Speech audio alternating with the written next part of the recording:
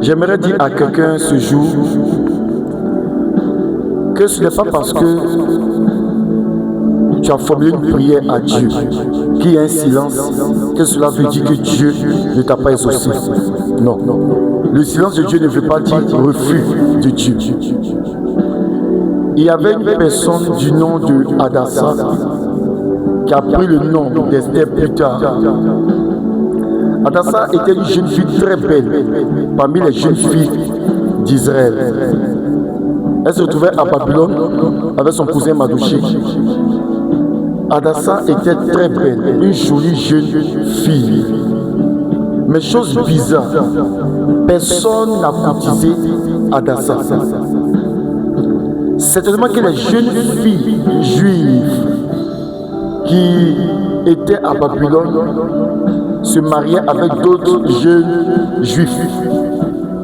Mais Hadassa, malgré sa beauté, personne ne l'a courtisée. Certainement que Hadassa, lorsqu'elle regardait ses amis se marier, elle désirait également se marier. Mais personne n'est venu l'aborder, comme si Dieu avait mis un voile pour ne pas que quelqu'un la remarque. Pourquoi? Parce que Dieu l'avait réservé à un roi. Dieu n'a pas permis que les hommes d'Israël, les Juifs, puissent remarquer la beauté de cette jolie jeune fille. Parce que Dieu avait réservé Hadassa pour un roi, en vue d'un objectif bien précis, le salut de son peuple.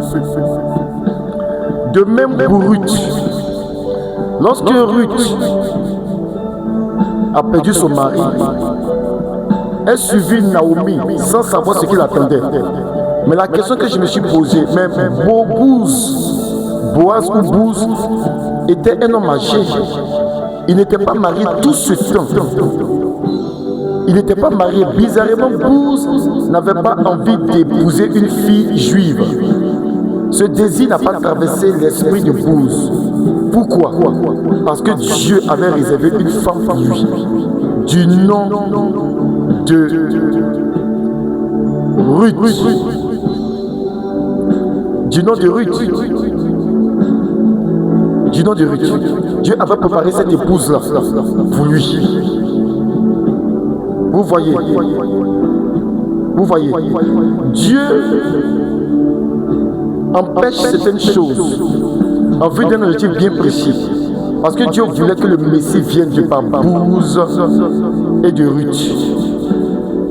Dieu voulait sauver le peuple juif des griffes d'Aman en gardant Hadassa pour qu'elle devienne reine plus tard du nom d'Esther. Donc nous voulons dire à quelqu'un, c'est vrai que tu es dans l'attente, mais laisse-moi te dire que Dieu a réservé quelque chose de bon.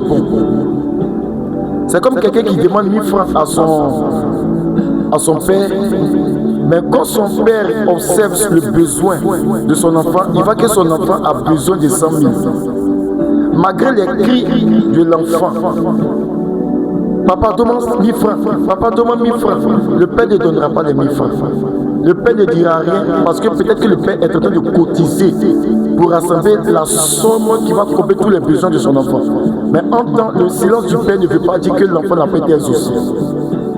Donc nous voulons dire à quelqu'un que Dieu est en train de préparer le miracle, la manifestation de ce que tu as demandé, même au-delà. Je vais t'encourager à rester ferme, à ne pas écouter la voix du diable. Parce que la voix du diable va t'inciter à partir ailleurs, à toucher à d'autres choses, ou à te livrer même au péché. Je vais t'encourager à ne pas le faire, car ton miracle est ton cours. Ton miracle est ton cours. Parce qu'en tant qu'enfant de Dieu, Dieu se soucie de notre bien-être spirituel et physique. Je vais t'encourager à patienter dans la sainteté, à avoir confiance en Dieu, parce que Dieu n'a pas changé. Que Dieu te bénisse et que la gloire lui revienne. Amen.